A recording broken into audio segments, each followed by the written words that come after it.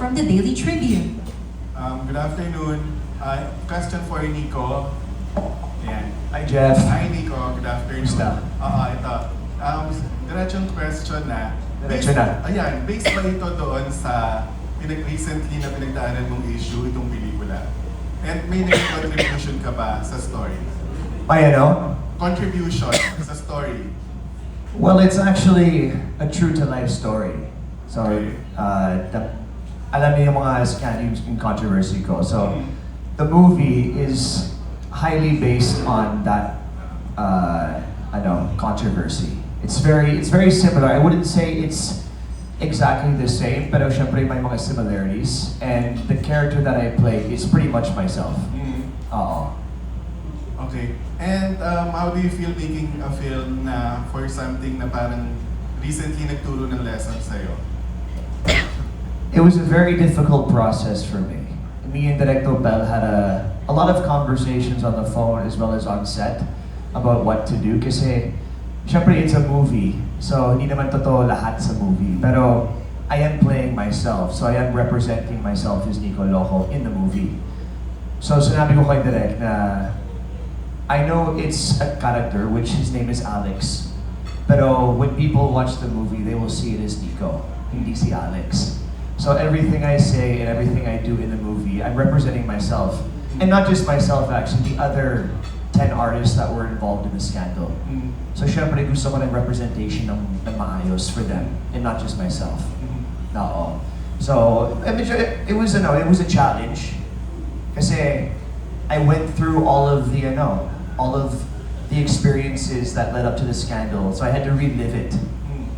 So, mahirap nga kasi all of those, the feelings of kaba and the feelings of panic came back to me when we were shooting the film.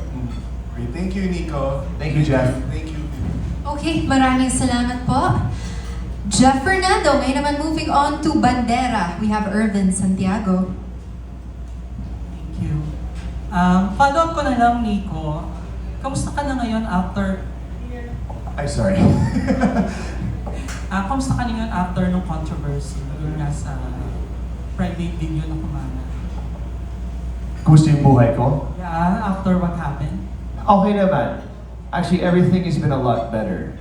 Pero because I've heard that question before, and parang ayoko sabihin na because of the scandal, marami akong blessings.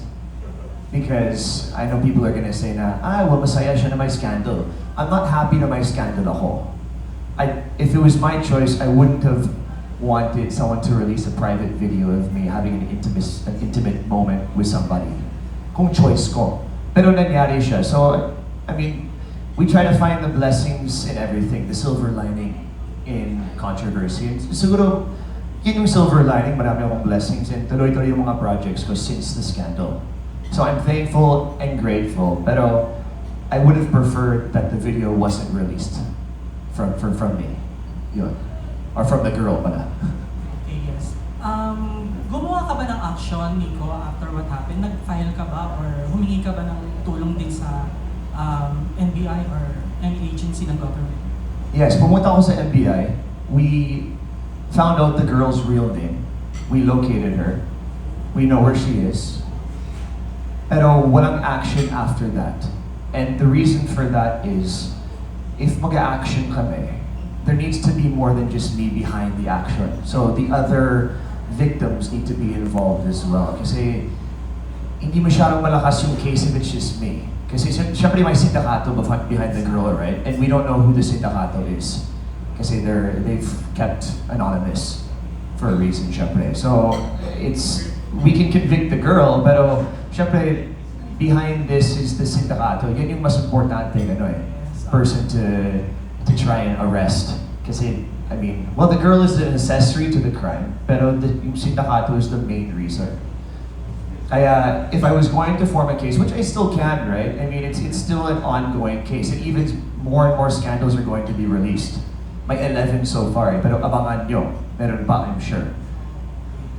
This isn't the end. Pero, yun. So I can still file a case, and I'm still contemplating whether I should. Meron akong lawyer ready and willing to file a case kung gusto ko. Pero, syempre, as an artist, I would like to focus on my career first. So, focus muna ako sa career. Pero, you know, if the time does come and it gets worse and worse with these videos, maybe I'll file a case. I'm thinking about it still. Last na lang, Nico, paano? Last na lang, hindi ka ba natatakot for your life? Dahil nga sindikato itong binabangga ninyo, ng mga other real celebrities na nabiktima. It got scarier and scarier as the process went on. Kasi nalaman ko may scandal ako kasi may mga pre-selling on Telegram and yung mga ibang platform. So alam ko may scandal ako. Kaya nilabas ko yung statement before the scandal came out. I'm not sure if you saw it. Pero sinabi ko, if meron akong video that comes out, it's me. If it's my face in the video, it's me. Kasi I don't want to beat around the bush. I just want to go straight to the point. Yes. Nung lumabas yung video, sabi ko, ako yun. It's me. Yun. Medyo scary kasi may mga may mga nagpa-blackmail. So, before the video came out, maraming tumatawag sa akin saying, you need to pay this amount, and if you do, hindi namin ilalabas yung video. May mga galit, sumisigaw sila sa phone saying, F you, we'll release the video if you don't pay us 300,000, 500,000, ang daming amount. So, na-realize ko na, okay, bina-blackmail nila ako. Baka hindi sila yung sindikato. They're just random people trying to get money. Tapos, yun, someone sent pajamas to my condominium building Yes. with a letter. So, I don't know if it's the syndicate, I don't know if it's the girl, it might be just a random person na having a prank, having a laugh, hindi ko alam eh. Pero, medyo scary kasi alam nila yung address ko. So, naging real nung time na yun na, shoot, why do they know my address? A little bit personal yan eh. So parang, doon ako na-realize, baka delikado to. So, sinabi ko sa mga security guards sa my building na, keep an eye out if there's anybody looking for me. Let me know, and please don't let them into the building. Thank you so much for sharing, Nico. Thank you so much po. Okay, maraming salamat po. Ngayon naman, Sabi nyo or opinion nyo, ano masasabi or opinion or mensahe sa mga taong nagpapakalat ng mga sensitibong videos katulad nito?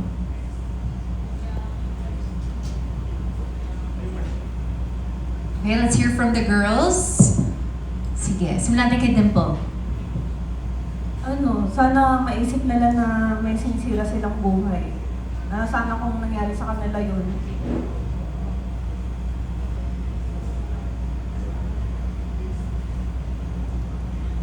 Ayan, syempre, hindi pa naman kasi ako na-involved sa mga ganong controversy. So, if I in that position, syempre, napaka-worst scenario, baka mag-break out din ako as very emotional, diba, yung mga babae.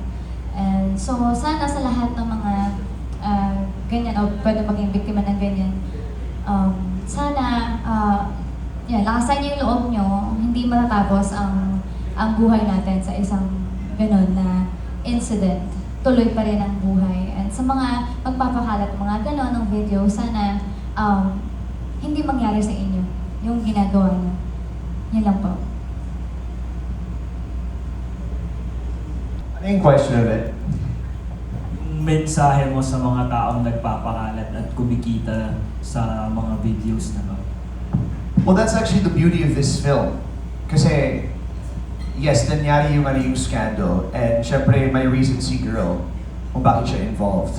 And may reason din yung people behind this, right? So this movie actually illustrates yung mga backstories ni girl. Yung mga backstory ng sindikato at yung backstory ko. Kaya actually when Viva presented me this project, nag-yes ako. Kasi para siyang vehicle for me to show the common people, to show everybody what really happened and everything that was involved in this. And also set an example na dapat careful. As an artist, you need to be careful. You cannot trust everybody. Kasi may mga may mga ulterior motives. Kaya this movie, lalo na si Karen, siya yung and Rian, actually lahat ng girls, it shows 3 girls that are videoing the guys, tapos meron silang boss. So it's a little bit different than yung nangyari in real life. Pero it shows yung backstory ng mga girls na why are they doing this? Kasi kailangan nilang pera, Or yung mom ni Karen, parang ano, nasa hospital siya. So I'm not trying to glorify yung ginagawa ng mga girls, pero at least it shows the reason na out of necessity, out of survival, ginagawa nila to. So yun, it shows the backstories which I like. Yeah. Alright, maraming Para kay Dimple tsaka kay Rian, pwedeng pakikwento kung anong mga karakter na ginagampanan niyo. Sa akin po, sex slave ako ni boss. Yung boss ng sindikato na lagi niyang binubugbog dito sa tapos sa huli parang nag-decide ako na magsumbong sa mga polis tapos paglaban yung partner ko. Rian. Ako po dito si Kathy. Opposite version ako dito ni Karen as Mara. Siya kasi yung parang ginagawa niya lang yung way ng syndicate para makabayad ng utang niya. Kumbaga, napipilitan lang siya. Ako naman, na ginagawa ko talaga siya in purpose na gusto kong kumita ng pera. Ganun. So, wala akong pakialam sa mga nagbibiktima ko. So, yun yung character ko dito sa story. Dun sa totoong scandal video, yung mga babae may tattoo sa katawan, nagpalagay rin ba kayo para maging realistic yung portrayal niyo? Minimalist ng kita. Ikaw, Rian. Actually, wala naman po masyadong tats other than this. Hindi kayo nilagyan ng Ay, tattoo hindi para sa naman movie. po. Tapos sorry to ask, yung bang video, yung mga scandal videos, pinanood nyo ba para magkaroon kayo ng idea na kung paano tumatakbo yung story, yung mga eksena? Hindi. Hindi mo pinanood. Nasa lang namin yung script. Tapos, Rian. Kung based na sa pinaka-original nito, oo. Siyempre, for respect na lang, di ba? Hindi ko na pinanood. But, siyempre, kailangan ko maging aware of my character na lang. So, I just focus on it na lang. So, Nico, napansin namin doon sa trailer, parang may mga eksena na similar doon sa mga kumalat na scandal. Yung ba yung mga parang contribution mo, parang sinabi mo sa director na ganito yung posisyon ng kama, ng set? Yes, Jojo. Marami kaming conversations si Direk Topel. Kasi sinabi ko sa kanya na parang, again, based on a true story ito. Ayoko sabihin na period film to. Pero, based on true events. So, gusto ko na accurate siya. And syempre si Topel, Direk Topel, alam niya may mga scandal videos at yung parang current issue. Pero, mas mayalang ako. So, may mga contributions ako sa kanya, recommendations para mas accurate yung mga scenes. So, I haven't seen actually the Sizzler yet. Panoorin ko mamaya after the press con. Pero, yes, sa placement ng camera at yung yung actions ni girl na parang kasi, well, who watched the scandal here?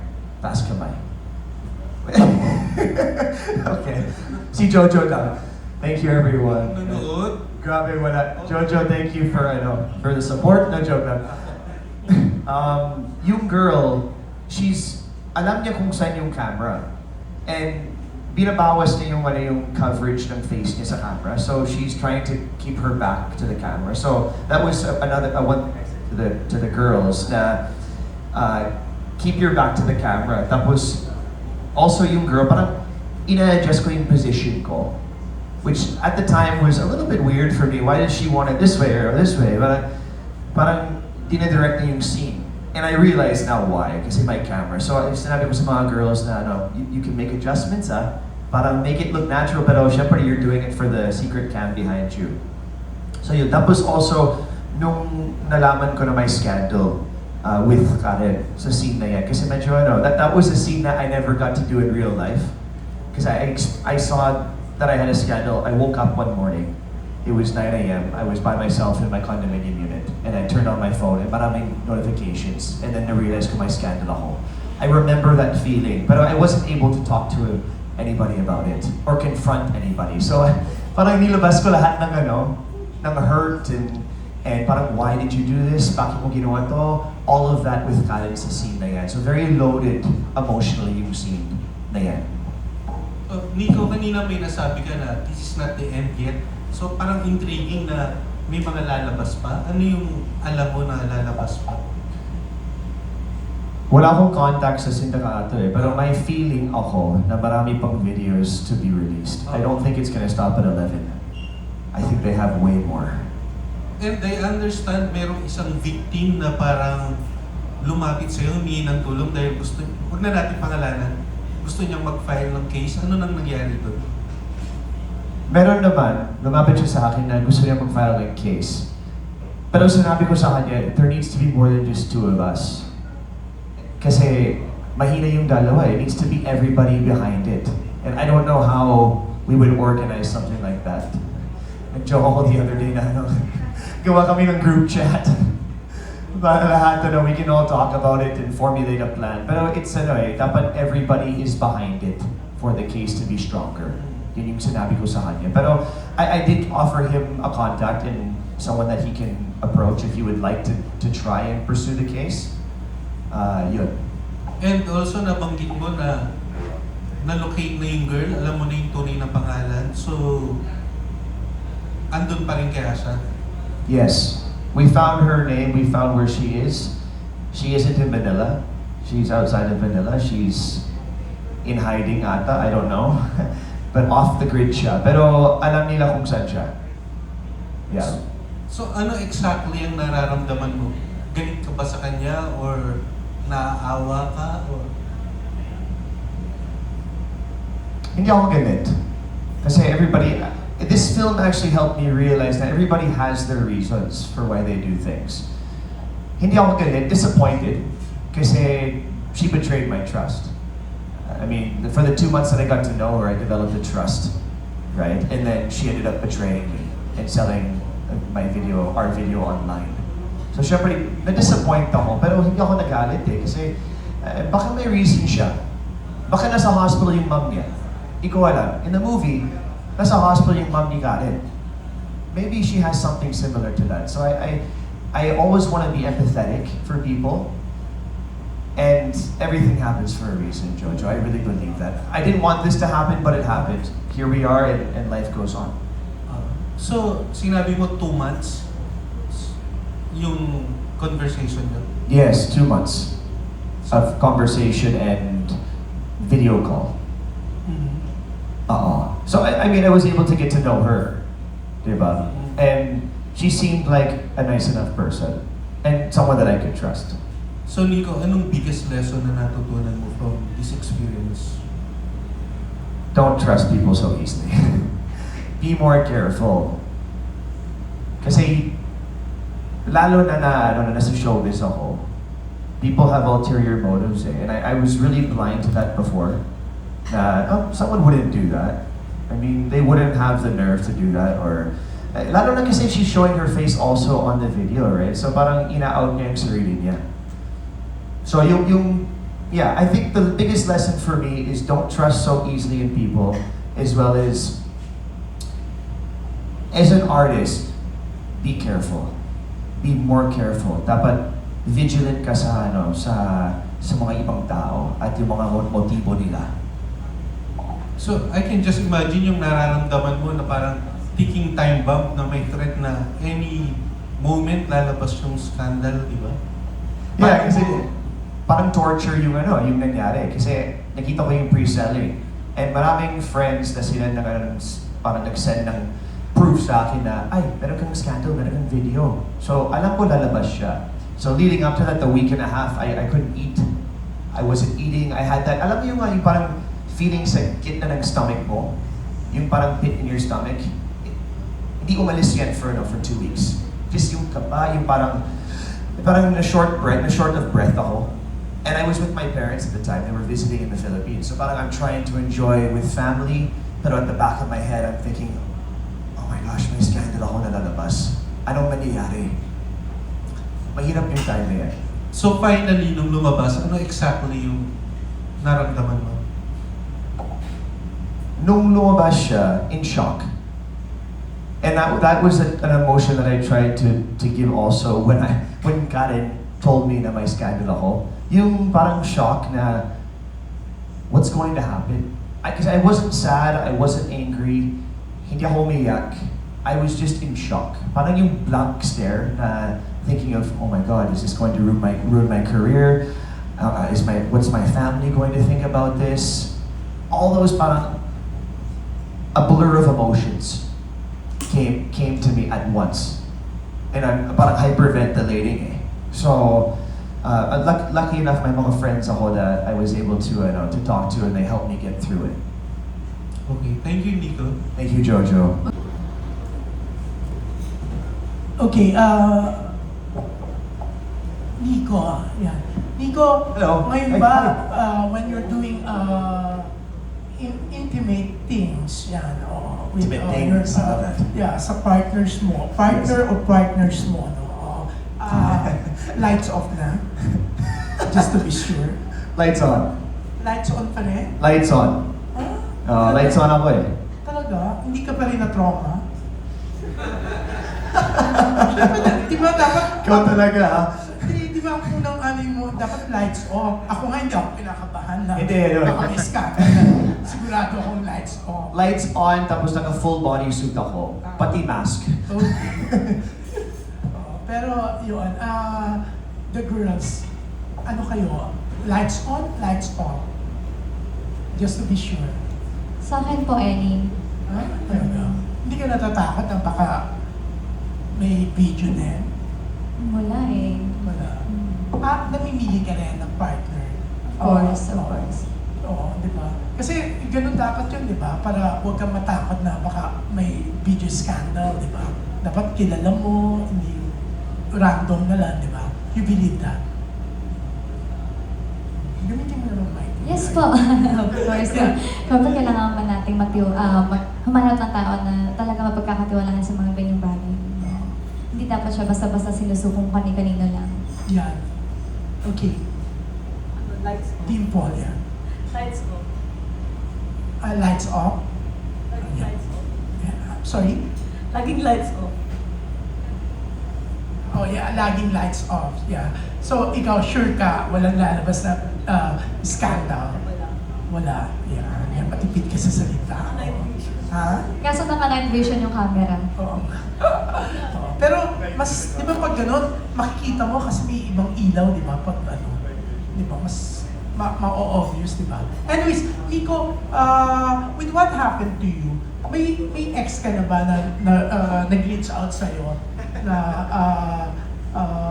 kumbaga parang kinomfort ka? Siyempre, yung ex mo ba na kilala namin lahat na No. hindi siya nag-ano sa'yo, nag-reach out na to comfort you?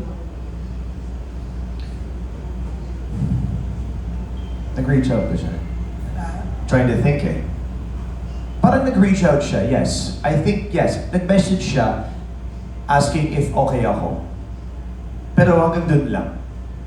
So it's a very small conversation, very short conversation. Pero nag-message siya, nag-reach out siya asking, kumusta ka naman? How's everything after what's going on right now? Kasi, syempre nakita niya. yeah. At na least may- maganda yung sinabi niya. Opo. Hindi niya sinabatan. Ako, buti nga sa'yo ako. Hindi ka nag-reach out sa akin eh. Ha? Hindi ka nag-reach out sa akin eh. Ay, hindi ko nga pinanood yung scandal mo. Honestly, Weh. pag nakita kita, ang tingin ko pa rin sa'yo, just the same Nico Loco na nakikita. Hindi ko kasi, honestly, hindi ko pinanood yung, not even one of the 11 na sinasabi. Talaga? Oo. Kasi ganun ako eh. Kasi feeling ko kasi, na-violate ka. Yes. Na-violate ka as a person, hindi mo siya gusto. Why will I watch something na ikaw kilala na, ay, sandali, tumatawag yung ex mo. Gusto yata. Huh? Anyways, Kemi lang. Niloloko lang kita. May eksena. May eksena talaga. May delivery kasi. Ikaw talaga. Tawag. Sandali. Hindi, kasi di ba, ako, I can face you. Alam ko na, hindi ko pinanood. Kasi ganun ako eh. Even naman yung mga old scandal videos na mga kilala ko, hindi ako nanood kasi feeling ko, nakikisali ako sa Yes. pag-violate sa kanilang pagkatao, di ba? Oo. I appreciate that and thank you for saying that kasi the funny part of all of this is yung mga victims actually they get judged more than the people behind it eh. The people that actually broke the law. So nadjudge kami sa mga decisions, which, I mean, I'm speaking for myself, right? Not the other people, the other victims, kasi iba yung kwento nila. Pero sa akin, I shared a private moment with somebody. I mean, and they released it without my knowledge. Wala akong ginawang masama, di ba? I mean, lahat tayo nag-i-enjoy. May mga private moments with other people. We hope they don't release those videos or take videos of us without our knowledge. So yun, parang, I appreciate you for saying that. Kasi it is a violation. It is breaking the law.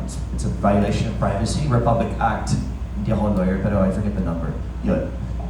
Yeah, at saka may bayad eh. Ayoko magbayad. No? Hindi. May for 30 pesos ha. Binibenta nila for 30 pesos. Ako, kasi sabi, siguro, kasi ayoko naman kaharap kita, tapos ang naiisip ko, the scandal videos, di ba?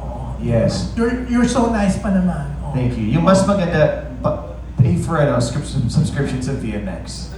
Yan, mas sulit yan. Alam mo, Nico, may nagpapatanong neto, no? Ikaw ba, syempre, nalaman mo na kung sino yung girl,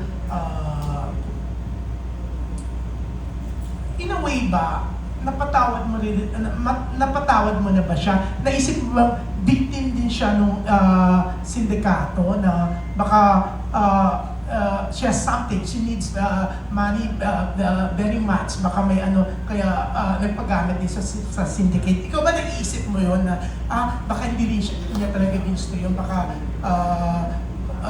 gipit lang siya kaya she did that? May mga ganun ba?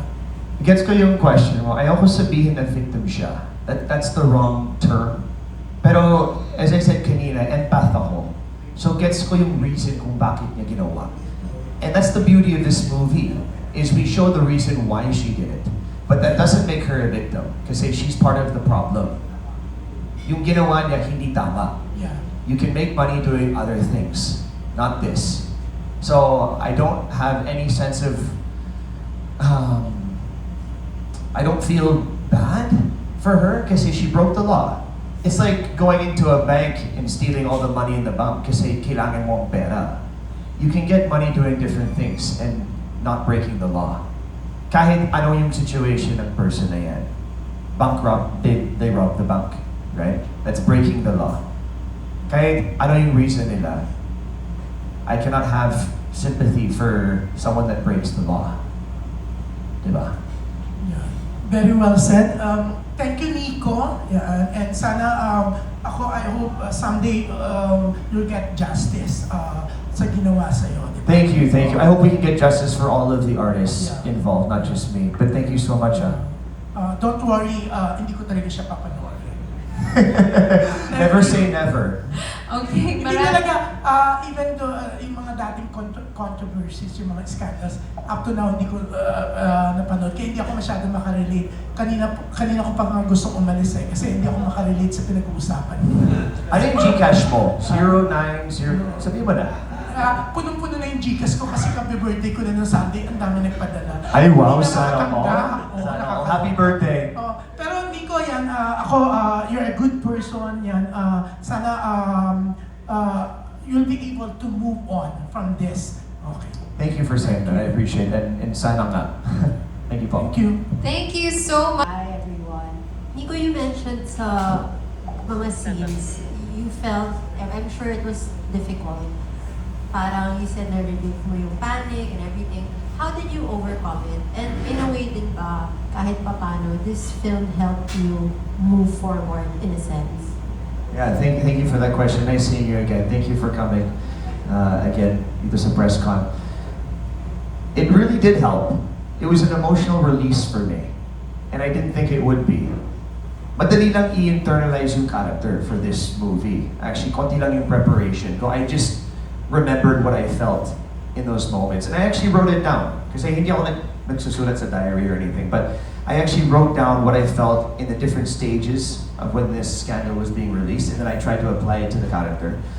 So yeah, going through the scenes, like I said kanina, I had scenes with our actresses in the movie that I wasn't able to have scenes with in real life. Syempre, I wasn't able to confront the girl or stuff like that. So parang, in this movie, I was able to confront the girl. So para siyang, para siyang therapy in a way for me kasi nilabas ko lahat ng emotions na I really did want to say to the girl. Kasi the biggest question I had for the scandal girl is, bakit? Why did you do it? Gusto ko malaman eh. Because maybe then I can feel some empathy for her in some way or another.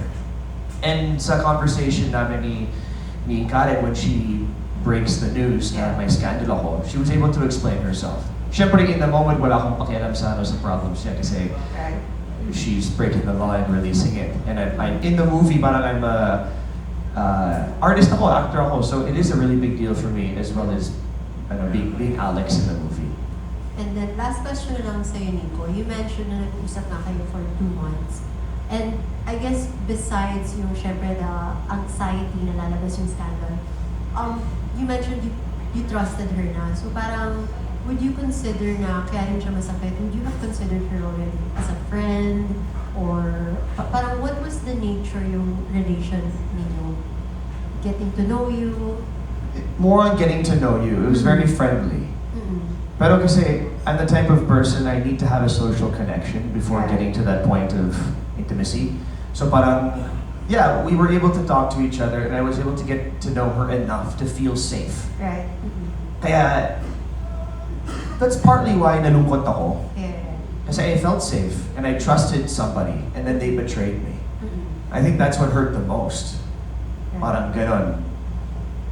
So, I mean, going forward, I mean, I wish her the best. I hope she's okay or kung ano yung dahilan niya. I don't want to wish bad things upon people. Thank you, Nico. Thank you. Thank you. Please, congratulations sa project. Hi, MJ. Thank you for coming. Wow. Yeah, I was with you last Saturday, but wanted to ask you as well, since you're the most outspoken out of everybody who had an unfortunate incident, do you feel like you want to, do you plan to make, kasi kanina parang natanong na pala, di ba? Wala pa pala kayong group chat. Yun dapat yung tanong ko. Wala pa. Pero gagawa ka ba? Parang, is there an advocacy looming? That's a good question. It's crossed my mind. The issue with making a group chat or something like that, everybody's story is different eh. Lahat ng artists meron silang ibang backstory. Kaya, hindi ko alam if okay din sila with that. Pero, a part of me does want to create the group chat, if you want to call it that, para to see who is on board in creating a case against yung sindikato. Kasi sana may justice dito eh. We've witnessed the law being broken. And it's happened in the past with Katrina Halili and all those others, right? And they did take action as well. Eh? So a part of me that does want to take action, and I hope the other artists do take action as well. Kasi dapat may justice dito. Not just for us 11, but whatever comes next. Kasi this won't be the only big scandalous thing done by people or my sindikato. It'll happen in the future, and hopefully this is an example of how the law can be reprimanded and used for good. You were mentioning that, of course, blessings are pouring your way. Yes, MJ. Ano ba yung mga gusto mong, yung mga upcoming na project mo, in mga project na wish mo rin sanang magawa? Yeah, so meron akong mainstream movie right now that I'm currently shooting in, and we'll be shooting until the end of July. It's a really big film. Hindi ko pwedeng sabihin yung project na yan kasi may non-disclosure agreement. Pero basta, it's a really big project. Tapos meron akong mainstream TV projects in June. I'm very excited for. Tuloy-tuloy yung mga hosting, yung mga DJing in the province. And yun. So, marami akong upcoming projects which I'm very excited for and blessed and grateful ako. Not saying that I'm happy that my scandal, because I think people misinterpret when I say na marami akong blessings because they say, oh, so happy siya na my scandal. I don't want that to be confused. Happy ako sa blessings, but hindi ako happy sa nangyari. Thank you very much. Thank you, MJ. Okay, marami. We have Richard Paglikawan.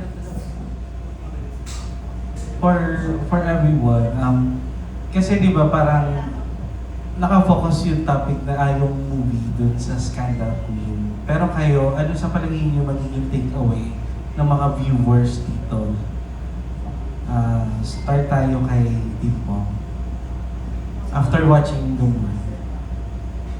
Yung after watching ng movie, siguro yung mapapanood nila dito, yung mga backstory na nung nangyari nung bakit ginawa ng bida yung nangyari yun. Tapos may, yung ako kasi dito, Johnny yung pangalan ko dito, character ko dito is yung sex slave ako ng boss na sindikato. Tapos parang nag-aalangan pa ako nun na parang lumaban. So parang dito, parang tinulungan ako ng bida na parang magkaroon ng lakas sa loob na sinamahan niya ako na pumunta dun sa police station. Kaya parang message ko dito na sana wag lahat ng mga babae, wag silang matakot na ipaglaban yung karapatan nila na hindi na tama yung ginagawa sa kanila. Na may tutulong sa kanila, may silang kaibigan na siguro kailangan lang nila ng friend na may masasabihan para mag-help sa kanila na pumunta sa police station. Tingnan niyo po. Lian? Para sa akin po, magiging eye-opener siya, of course, about the scandal po, di ba? Na mabibigyan ng kaliwanagan kung ano ba talaga yung possible na reason and nangyari behind that controversies. And syempre, I love my character here kasi syempre, hindi man ako ganon in real life, pero mas na-maximize ko yung character na binibigay sa akin. So, yun lang naman po. Nico, additional. Yes, the message I would hopefully want to be portrayed sa movie na to, Scandal Queen. 2 messages. Number 1, everybody has their reasons for doing things, whether it's good or bad. Number 2, be careful with who you trust. Kasi if you trust too easily, baka mabetray ka. Thank you and congratulations to you. Thank you so much. Alright, and ang huling magtatanong, let's hear from Bernard Santos from My Movie World. Hello, good afternoon. Here. My first question is for the 2 girls, Rian and Dimple. Gaano kalapit or close yung character na pinortray nyo sa totoong buhay? In your own real life sa character, magkalapit ba or magkalayo?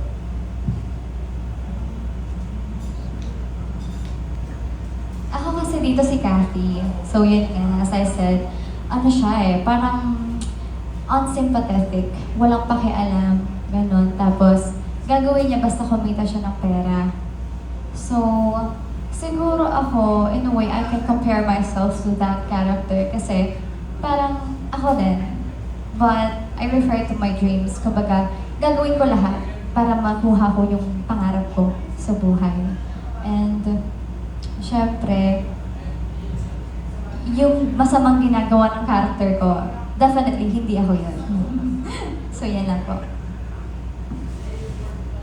Sa akin medyo malapit. Kasi, medyo nangyari kasi siya sa family ko, sa sister ko. Nagkaroon siya ng scandal, tapos, ayun, tinulungan ko siya along the way na, ipaglaban niya yung, medyo emotional din ako dito sa movie na to. And then for Nico, you mentioned that this film is kind of based on a true story. Meron ka bang ginawang iba para dun sa character mo dito na hindi naman sobrang lapit sa real life mo? This is the first, actually. Parang true to life. It's the first movie I've played myself. Well, ginawa kong movie before called Kuta. It's a horror film. I played myself in that as a vlogger kasi nagpa-vlog ako dati, diba? So this was 6 years ago. But this movie, being based on actual events and then playing myself in the story, first time. And for my last question, what's the most challenging experience while doing the movie Scandal for the 3 cast?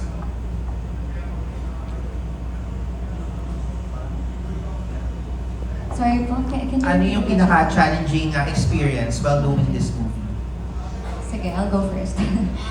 For me, yung pinaka-challenging, of course, hindi po ako yung pinaka-nanon sa character, so I need to, maging flexible and bigyan ng buhay and justice yung character ko as Kathy. So yun, matapang ako dito, which hindi naman talaga. So yan lang po.